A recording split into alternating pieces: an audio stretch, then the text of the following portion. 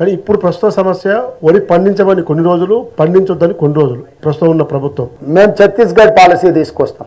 Chhattisgarh policy అంటే రైతు వడ్లు పండిస్తే 2500 కొంటాము.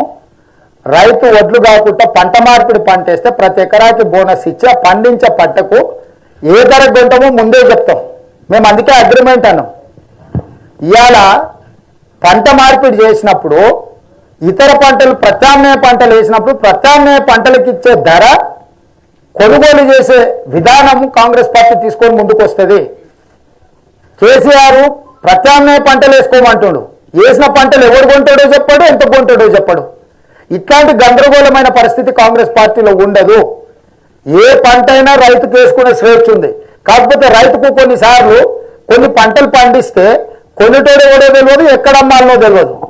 దానికి నూతన వ్యవసాయ విధానాన్ని తీసుకొచ్చి అగ్రికల్చర్ ఆఫీసర్స్ను పెట్టి ప్రతి గ్రామంలో అవగాహన కల్పించి ఆ భూములను ల్యాబ్లకు పంపించి సారవంతమైన భూములలో ఏం పండిస్తే ఎక్కువ దిగుబడి వస్తుందో పంట దిగుబడి ఆ విధానాలు చెప్పి లాభసాటిగా వాడిని కొనుగోలు చేసే విధానాన్ని తీసుకొచ్చి ప్రతి రైతుకు అవగాహన కల్పించి మేము ఒత్తిడి చేయం, మేము బెదిరించాం, మేము రైతు బంధు పథకానికి అసలే లింకు పెట్టాం. మేము అవగాహన కల్పించి వాళ్ళే పోటీపడి పండించే విధంగా పంటల్ని ప్రోత్సహిస్తాం. ప్రత్యామ్నాయ పంటలు వడ్లు కూడా సన్నొడ్లు పండించింది అనుకో ఎన్ని లక్షల క్వింటాలైనా మీరు పండించండి, డిమాండ్ ఉంది. ఇక్కడ సమస్య సూక్ష్మం. దొడ్డు వడ్లు పండిస్తే ఎండాకాలంలో పండించిన పంట ఈ వేడికి నూక ఎక్కువ వస్తుంది. మామూలుగా 100 కేజీలు వడ్లిస్తే మిల్లర్ 67 కేజీల బియ్యం ఇవ్వాలి ఎఫ్సిఐ విధానం. వానకాలంలో పండించిన పంటకు 67 కేజీలు ఇస్తాడు, అక్కడ సమస్య లేదు. ఎండాకాలానికి వచ్చే వరకల్లా ఈ బియ్యం ఇరిగిపోకుండా నూకలు కాకుండా ఉండాలంటే బాయిల్డ్ 3 రకాల బియ్యం ఉన్నాయి. కేసీఆర్ అసలు అది టాపికే మాట్లాడారు. టీఆర్ఎస్ అన్ని లుచ్చ మాటలు మాట్లాడతారు. ఒకటి raw rice, 2 steamed rice, no steamed rice అని ఉంది. 3ది బాయిల్డ్ రైస్. బాయిల్డ్ రైస్ అంటే వడ్లను ఉడకబెట్టి పండిస్తే నూక తక్కువ వస్తుంది. స్టీమ్ రైస్ ఏంటంటే బియ్యం అయ్యేటప్పుడు స్టీమ్ పంప్ చేస్తాడు. మనం చాలా మెస్సులలో పోతే అన్నము పొల్లు పొల్లు ఉంటుంది, ఇట్లా ముద్దు ఉండదు. మెస్సులలో వాడేది స్టీమ్ రైస్ వాడతారు. అంటే బియ్యం వచ్చేటప్పుడు వడ్లను బియ్యంగా మార్చేటప్పుడు స్టీమ్ పంప్ చేస్తారు.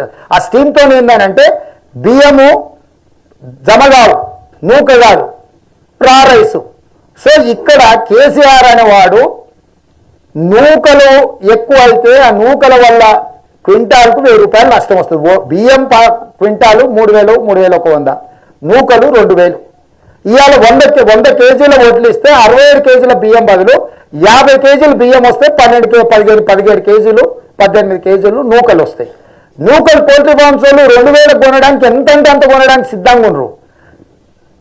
నష్టం అనేది క్వింటాల్కి 1000 రూపాయలే. ఏది నూకలకు. ఈ నూకల మీద టోటల్గా లెక్కేస్తే 300 కోట్లు. అసలు పెద్ద ఇష్యూ లేదు. అరే మన కేంద్రం అంటే కేంద్రంతో పనే లేదు మిత్రమా. నేను చెప్తున్నది అదే సన్నోట్లు పండిస్తే నువ్వు 2500 ఇచ్చుకున్నావు అనుకో, 25 క్వింటాలు 30 క్వింటాలు వచ్చే బదులు 25 క్వింటాలు వస్తుంది. 25 క్వింటాలు నువ్వు 2500 కొనుక్కుంటే రైతుకు ఆటోమేటిక్గా 65,000 వస్తుంది. నువ్వు దొడ్డొట్లు 30 క్వింటాలు వండినా 2000 వస్తే 60,000 వస్తుంది. సో రైతులకు నువ్వు స్పష్టంగా చెప్పు ఏమని. దొడ్డొట్లు అయితే 1960 కొంటాం, మీరు సన్నట్లు పండిస్తే 2500 కొంటాము. 2500 కొంటే ఈ సన్న బియ్యము మార్కెట్లో బ్రహ్మాండమైన ధరకు అమ్ముడు అవుతాయి. వాడు వచ్చి నీ కాళ్ళు పట్టుకోవాలి ఎఫ్సిఐడు, నాకు అమ్ము ప్లీజ్ అని. నువ్వు ఎవరికి అమ్మాల్సిన పని లేదు. సో చిన్న ట్రేడ్ సీక్రెట్ ఇది. రేవంత్ రెడ్డి గారు, గోపరాజ్ అండి, ఏబీపీ దేశం. సో మీరు రైతు డిక్లరేషన్, వరంగల్ డిక్లరేషన్తో పాటు అనేక కార్యక్రమాలు ప్రజల్లోకి తీసుకువెళ్ళాలని చెప్పేసి మీ పార్టీ నిర్ణయించింది. కార్యక్రమాలకు సంబంధించి మొన్న మాట్లాడటం కూడా జరిగింది. అయితే ఇన్ని కార్యక్రమాలు తీసుకెళ్లి ఇన్ని రైతు డిక్లరేషన్తో పాటు అనేక అంశాలు ప్రజల వద్దకు తీసుకెళ్తే కాంగ్రెస్ పార్టీని నమ్మి కాంగ్రెస్ పార్టీకి ఓట్లు వేస్తే కాంగ్రెస్ పార్టీకి సంబంధించిన ఎమ్మెల్యేలు పార్టీలు ఫిరాయిస్తున్నారు. కాంగ్రెస్ పార్టీకి ఓటేస్తే కాంగ్రెస్ పార్టీకి సంబంధించిన నేతలు కాంగ్రెస్ పార్టీలో ఉంటారని నమ్మకాన్ని ఏ రకంగా ప్రజల్లోకి మీరు తీసుకురాబోతున్నారు? గతంలో ఇది జరిగినప్పుడు మీరు పిసిసి ప్రెసిడెంట్గా తీసుకున్నప్పుడు గాంధీ భవన్లో మాట్లాడారు, పెద్ద యుద్ధమే ప్రకటిస్తామని చెప్పేసి అని అన్నారు. మీ పార్టీకి సంబంధించిన ఎమ్మెల్యేలు కూడా అసెంబ్లీలో 1-2 సందర్భాల్లో మాట్లాడటం తప్ప దాని మీద ఏం లేదు. ప్రజల్లో ఏ రకమైనటువంటి నమ్మకాన్ని తీసుకురాబోతున్నారు? కాంగ్రెస్ పార్టీకి ఓటేస్తే వాళ్ళు మీతోనే ఉంటారు, ఎందుకంటే బీజేపీ ఆరోపిస్తుంది మీ పార్టీకి సంబంధించిన ఓటేసినా కానీ మళ్ళీ వాళ్ళు టీఆర్ఎస్లోకి పోతారు అని చెప్పేసి. ఇంకా రెండో ప్రశ్న, తాజాగా టీఆర్ఎస్ పార్టీకి సంబంధించిన ఎమ్మెల్సీ కవిత మాట్లాడుతూ మహారాష్ట్రలో ఉన్నటువంటి కాంగ్రెస్ పార్టీ ఒక తోక పార్టీ లాగా తయారైంది, దేశంలో మొన్న ఏదైతే ఉదయపూర్కి సంబంధించిన విషయంలో కూడా కాంగ్రెస్ పార్టీ ఒక తోక పార్టీగా ఉంది అనేది ఆమె ఆరోపించారు. దీనిపై మీరు ఏమంటారు?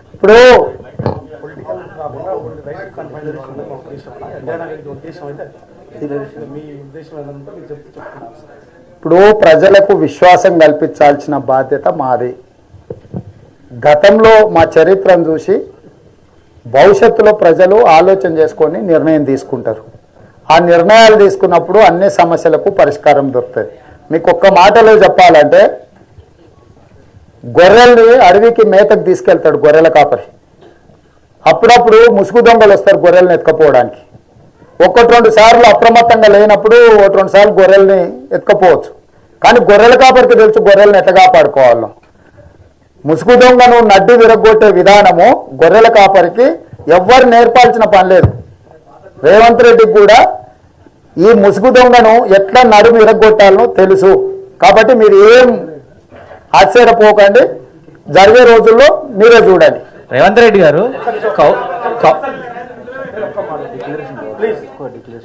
గారు కౌలు ఒక్క నిమిషం మిత్రులు, మీరు అడిగిన క్వశ్చన్ ప్లీజ్ దయచేసి పొలిటికల్ క్వశ్చన్స్ ఏమైనా ఉంటే బయట ఎక్కడైనా అడుకోసం. మేము ప్యూర్లీ, ఎందుకంటే మేము ఈ అంశాలపైన మేము చాలా రౌండ్ టేబుల్ సమావేశాలు పెట్టాము. రైతాంగానికి సంబంధించిన అంశాలు మేము, ఎందుకంటే మా ఇంట్రెస్ట్ అంతా కూడా పొలిటికల్, ఏదో రాజకీయాలు మాట్లాడడానికి మా ఇంట్రెస్ట్ ఉండదు.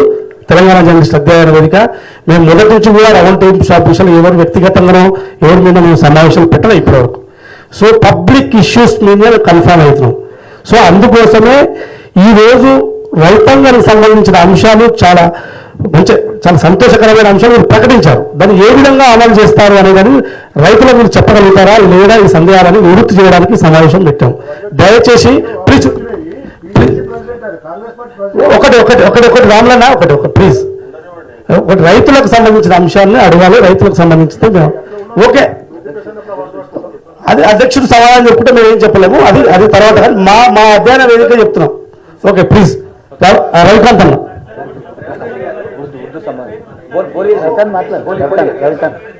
రేవంత్ రెడ్డి గారు కౌలు రైతులకు రైతు బంధు ఇస్తామంటున్నారు, అది ఎట్లా గుర్తిస్తారు అసలు కౌలు రైతుల్ని? దీంతో పాటు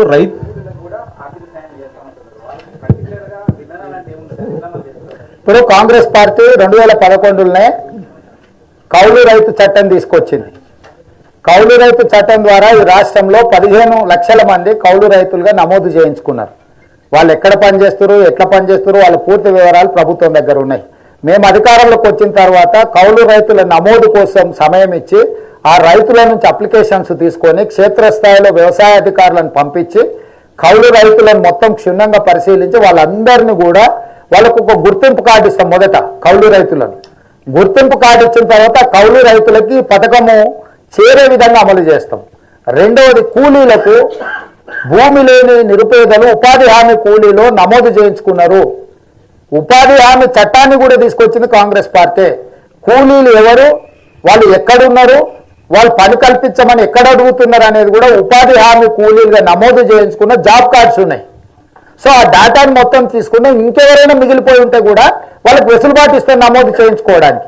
వీటన్నిటికి కూడా రెవెన్యూ అధికారులను, అగ్రికల్చర్ అధికారులను క్షేత్రస్థాయిలో పూర్తిగా పరిశీలించి నిజమైన ప్రతి లబ్ధిదారుడికి మేలు జరిగే విధంగా, మోసగాళ్లకు తప్పుడు డిక్లరేషన్స్ ఇచ్చి పొందే వాళ్ళని నియంత్రించి నిజమైన లబ్ధిదారుడికి చేరే విధంగా పారదర్శకమైన విధానాన్ని తీసుకొస్తాం. గ్రామ సభలు ఏర్పాటు చేస్తాం. గ్రామ సభలల్లో స్పష్టంగా ప్రకటిస్తాం ఆ గ్రామంలో ఉన్న రైతులెవరు, భూమి ఉన్న రైతులెవరు, కౌలు రైతులెవరు, కూలీలు ఎవరు.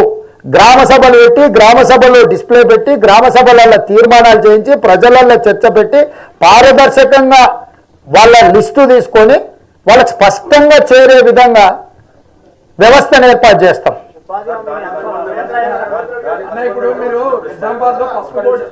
ఉపాధి హామీకి అనుసంధానం చేస్తామంటారు. ఉపాధి హామీకి సంబంధించి రేవంత్ రెడ్డి గారు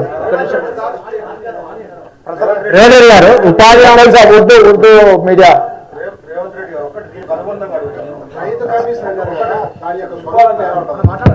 డెఫినెట్ గా రైతు కమిషన్ లో ఇవన్నీ ఉంటాయి.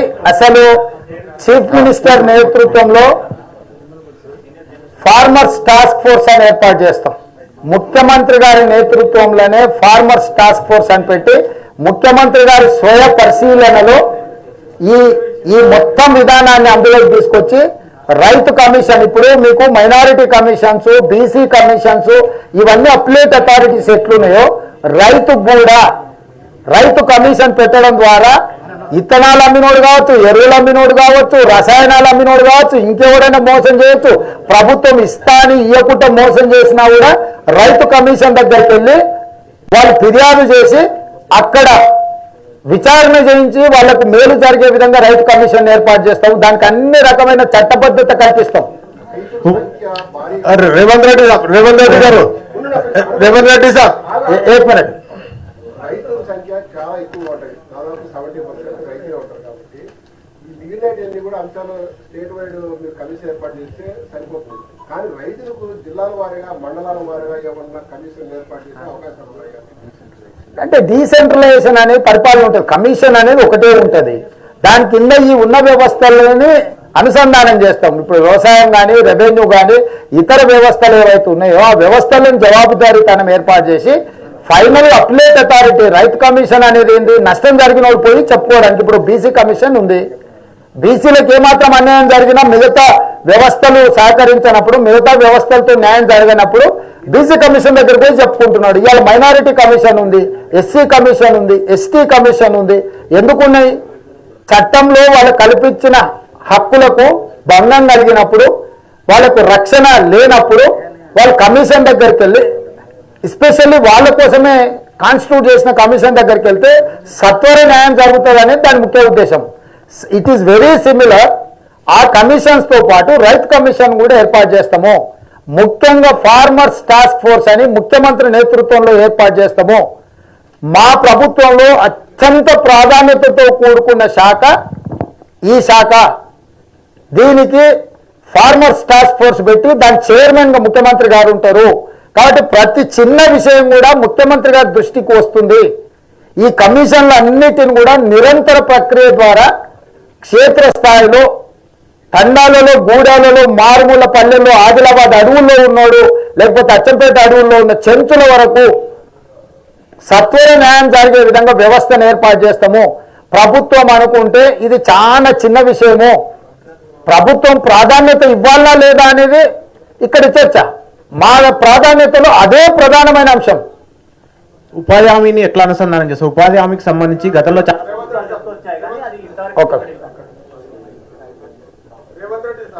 कांग्रेस के दौर में जो है राजशेखर रेड्डी साहब माइनॉरिटीज को 4% रिजर्वेशन दिए थे और टीआरएस जो है 12% रिजर्वेशन देते बोली नहीं दी. अब अमित शाह ये बोल रहे कि वो बीजेपी रूलिंग में आएगी तो माइनॉरिटीज का जो रिजर्वेशन खत्म कर दिया जाए. इस पर कांग्रेस की क्या स्ट्रेटेजी है? अरे कांग्रेस क्या स्ट्रेटेजी है? जो दिए हमें माइनॉरिटीज को सचार कमेटी कमीशन के रिपोर्ट पढ़कर बहुत गरीबी में मुसलमान है बोल के हम लोग रिजर्वेशन दिए. जो हम लोग रिजर्वेशन दे सका उसको बचाने का भी हमारे कहने कुछ होगा ना. आप ये सवाल मेरे को पूछने से असदुद्दीन ओवैसी से पूछे तो अच्छा लगेगा. क्योंकि उनके जुड़वा भाई केसीआर के बड़े भाई अमित शाह उनके बड़े भाई तोड़ने के लिए कोशिश कर रहा. जुड़वा भाई कुछ बोल रहा है नहीं, जाके फार्म हाउस में छुप गए. पहाड़ के ऊपर है सो असदुद्दीन ओवैसी कुछ कह रहे ही नहीं. इसका मतलब है तीनों का साजिश. आप समझो, माइनॉरिटी लोग समझना. हम लोग देते बोले हम दिए, देते बोले भी नहीं. हम लोग देना चाहे हम दे दिए. बचाना का भी केसीआर के हाथ में नहीं है. खत्म करने के लिए हथियार लेकर अमित शाह घूम रहा है. तो आप लोग सोचना हम क्या बोलेंगे. बंदूक उनके हाथ में दे रहे, हमको पूछ रहा है आप अरे रक्षा करो. सर रेवंत रेड्डी गाరు गारंटी है कि कांग्रेस पावर में आएंगे. दूसरे जापान का कोई उसका वो नहीं किया गया है क्या? खाली రైతు डिक्लेरेशन से बाय कांग्रेस पार्टी शुरुआत की है 1885 में. आपको पता है ना, उस दिन हम बोले इस देश को आजाद दिलाएंगे. जब भी ऐसे सवाल पूछना पत्रकार होगा मगर कांग्रेस पार्टी हासिल करके दिखा है आजादी। उसके बाद तेलंगाना आंदोलन कांग्रेस पार्टी में कुछ नेता शुरू करे, तभी भी आप लोग बोले अरे कांग्रेस पार्टी ऐसे बोल देता, तेलंगाना कहां से देता। हम लोग तेलंगाना दे के दिखाए। तो ये दो महत्वपूर्ण मुद्दा देखने के बाद तीसरे मुद्दे को आपको सवाल पूछना भी कितना, अरे मैं गारंटी हूं, राहुल गांधी जी गारंटी, गांधी परिवार गारंटी, इसीलिए गारंटी देने के लिए राहुल गांधी इतना दूर आए। तो गांधी परिवार के अलावा इस देश का गारंटी किसी ने भी नहीं दे सकता।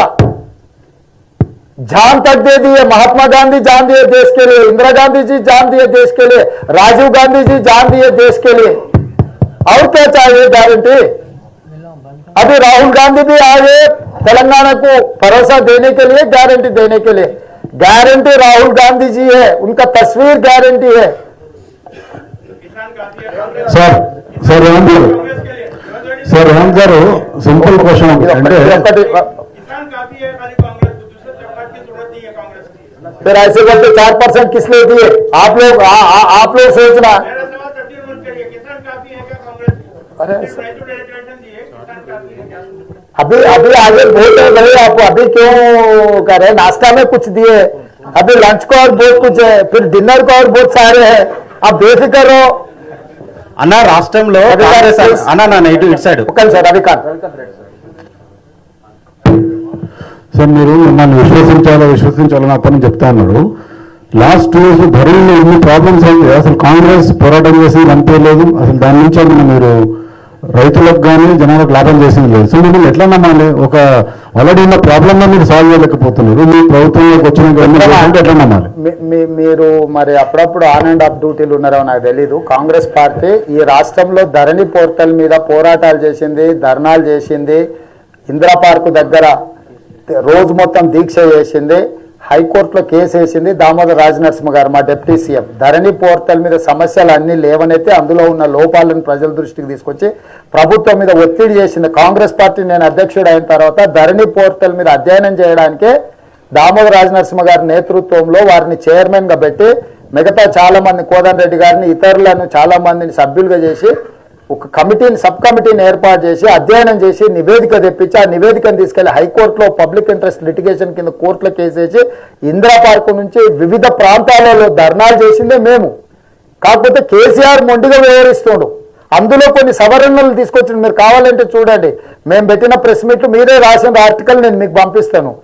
అంటే ఏ రవికాంత్ రెడ్డి గారైతే హిందూ పేపర్లో రాసిన ఆర్టికల్స్ను నేను అది మీకు పుష్ చేస్తాను, మీరు ఒకసారి చూడండి. ఈ రాష్ట్రంలో ధరణి మీద నిరంతరంగా మాట్లాడుతున్నది, సమస్యలు మా దృష్టికి వచ్చిన వాటి మీద పోరాటం చేసింది కాంగ్రెస్ పార్టీ. ఇక దీనికి శాశ్వత పరిష్కారం కాంగ్రెస్ వచ్చి రద్దు చేయడమే. ఇంకా కేసీఆర్ని అడుక్కోదలుచుకోలేదు. కేసీఆర్ని దించుతాం, సమస్యకు పరిష్కారం చూపిస్తాం. కేసీఆర్ని దించడమే ధరణి పోర్టల్ సమస్యలకు పరిష్కారం. రద్దు చేస్తాం, రద్దు చేసి తద్వారా జరిగిన నష్టాన్ని కూడా సవరిస్తాం. హాయ్ ఫ్రెండ్స్, మా టుడే టుమారో యూట్యూబ్ ఛానల్ చూస్తున్నందుకు చాలా థ్యాంక్స్. మరిన్ని లేటెస్ట్ వీడియోస్ కోసం వెంటనే సబ్స్క్రైబ్ చేయండి. అలాగే ఈ బెల్ ని కూడా రింగ్ చేసేయండి. మా నోటిఫికేషన్స్ అన్ని మీ మొబైల్లో వస్తాయి. అలాగే మా వీడియోస్ మీకు నచ్చితే లైక్ చేయండి, షేర్ చేయండి, నచ్చకపోతే కామెంట్ చేయండి.